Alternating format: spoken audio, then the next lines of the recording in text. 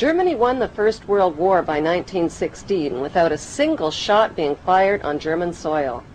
British convoys were blown out of the Atlantic by German subs, the French army mutinied, and the Russian army was defecting. With British Prime Minister Lloyd George up against a wall, Lionel Rothschild and the Jewish Zionists offered the British a deal they couldn't refuse. "We'll bring the United States into the war as your ally and win the war for you," they said, "if you'll promise us Palestine." In April of 1917, President Wilson got the green light and declared war on Germany. Because of overwhelming opposition to the war, Wilson invoked the draft and passed the Espionage Act, forcing Americans to fight or be thrown in jail. Billions of U.S. taxpayers' money was delivered to the British war machine, money that was never repaid.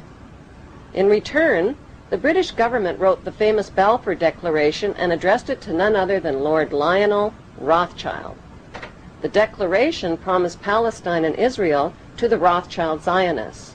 In 1817, Lord Allenby conquered the Holy Land, and the Jews were promised a national home in Palestine by the Earl of Balfour, a policy endorsed by Woodrow Wilson and by the League of Nations, which made Palestine a British mandate.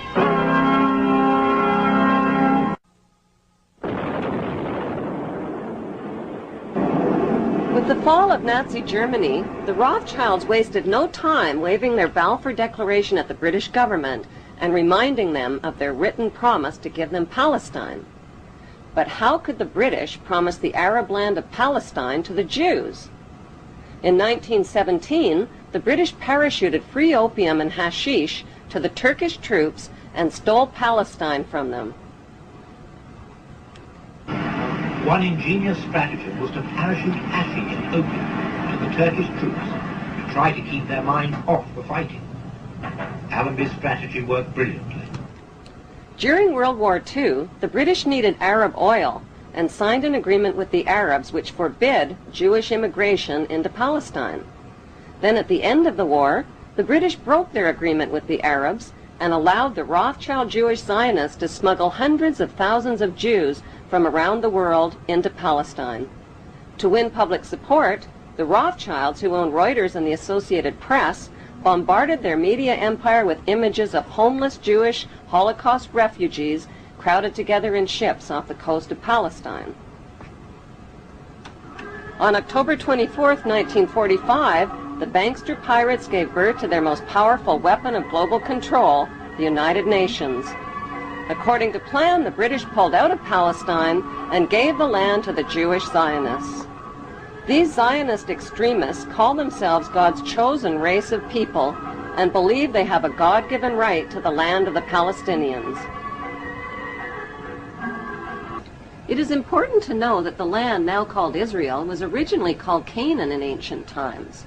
Canaan was populated by the Canaanite people, who were the ancestors of today's Palestinians imprisoned in refugee camps in Israel. About 3,500 years ago, the Semitic Hyksos kings ruled Egypt for 100 years, but were expelled from Egypt into Canaan. The Egyptians called these Hyksos people the Habarus, which means Hebrews. These expelled Hebrews invaded and conquered the land of Canaan and changed the name of the land from Canaan to Israel.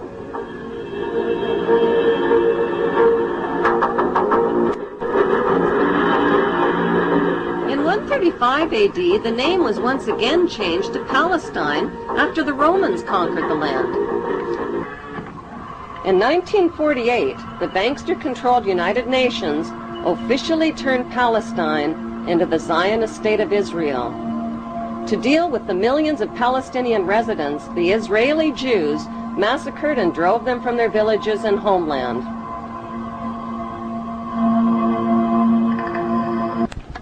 The Jews herded the Palestinians into two separated regions called the West Bank and the Gaza Strip.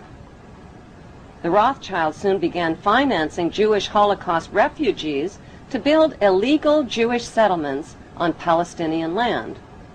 These illegal Jewish settlements set the stage for Israel's Prime Minister Ariel Sharon's reign of terror against Palestinians who dared to defend what was left of their stolen homeland. Like Saddam Hussein, Sharon violated dozens of UN resolutions by using hundreds of tanks and American-supplied gunships and planes in an unrelenting campaign of bombing, murdering, bulldozing, starving, and terrorizing the Palestinians off of what remained of their land. In violation of international law, Israel also secretly developed over 100 nuclear weapons of mass destruction capable of vaporizing the entire Middle East. Defenseless against Israel's U.S.-backed military and media campaign, the Palestinian Muslims fought back with sticks and stones and suicide as their only means of defense against the wholesale theft of their ancient homeland.